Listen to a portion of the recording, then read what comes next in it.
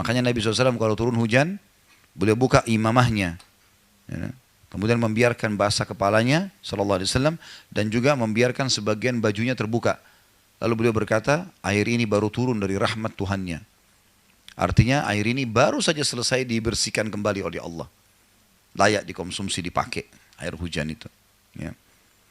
Jadi kalau ada ibu-ibu yang bilang sama anaknya, jangan hujan-hujan nanti sakit. Itu keliru itu. Biarin aja dia hujan-hujan gak apa-apa. Karena sunnah Nabi kan memang mandi hujan.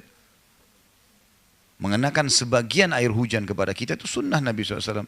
Karena itu rahmat. Ya. Berobat dengan air hujan.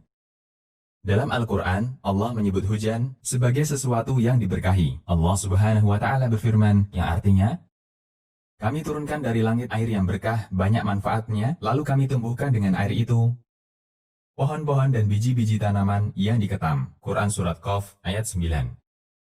Allah juga menyebut hujan sebagai rahmat. Allah Subhanahu wa Ta'ala berfirman, yang artinya, Dialah yang menurunkan hujan sesudah mereka berputus asa dan menyebarkan rahmatnya. Dan dialah yang maha pelindung lagi maha terpuji. Quran Surat Asy-Syura ayat 28. Karena itulah Rasulullah Shallallahu Alaihi Wasallam dan orang soleh di masa silam sangat gembira dengan turunnya hujan. Sehingga mereka mengambil berkah dengan air hujan. Anas bin Malik radhiyallahu anhu menceritakan, kami pernah kehujanan bersama Rasulullah Shallallahu Alaihi Wasallam. Lalu Rasulullah Shallallahu Alaihi Wasallam menyingkap bajunya, lalu beliau guyurkan badannya dengan hujan. Kami pun bertanya, wahai Rasulullah, mengapa Anda melakukan demikian? Jawab Rasulullah Shallallahu Alaihi Wasallam, yang artinya, karena hujan ini baru saja Allah ciptakan. Hadis riwayat Ahmad, Muslim, dan yang lainnya. Al-Qurtubi mengatakan, praktek Nabi Shallallahu Alaihi Wasallam ini menunjukkan bentuk tabaruk atau ngalah berkah dengan hujan dan menjadikannya sebagai obat. Karena Allah menyebut hujan dengan rahmat, mubarak atau berkah, dan tohur atau alat bersuci.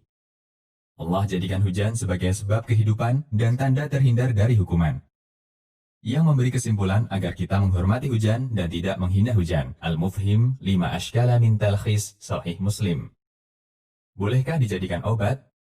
Seperti yang kita tahu, bahwa Nabi Shallallahu Alaihi Wasallam dan para sahabat, mereka mencari berkah dengan turunnya hujan.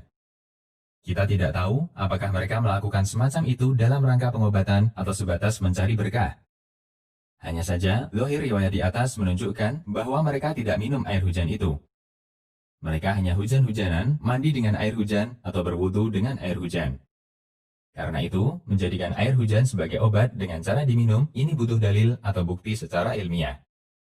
Dalam fatwa Islam, terdapat pertanyaan tentang hukum menjadikan air hujan sebagai obat. Keterangan dalam fatwa Islam, orang yang hujan-hujanan, atau mandi hujan, atau meminumnya dalam rangka mencari berkah, hukumnya boleh dan tidak berdosa. Hanya saja, selayaknya tidak meyakini air ini sebagai obat, kecuali berdasarkan bukti. Meskipun keberkahan air hujan bisa jadi bermanfaat untuk pengobatan, akan tetapi kita tidak menegaskan adanya unsur obat selama tidak ada dalil yang secara khusus menyebutkan hal ini.